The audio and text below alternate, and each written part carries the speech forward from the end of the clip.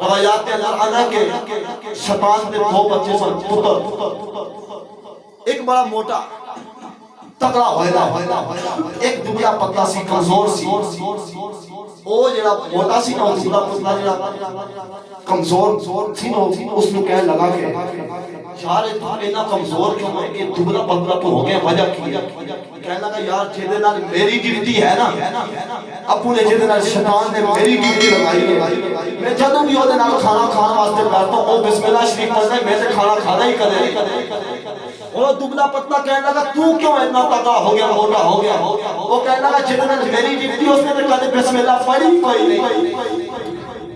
اس وقت پتہ چلیا کہ جس کھانے کے اندر بسم اللہ نہ پڑھی جائے اس کھانے کے اندر شیطان داخل ہو جاتا ہے۔ آدمی نے بہت چپ جے چاہنا نا تیرے رزق کے اندر تیرے کھانے کے اندر برکت آ جائے،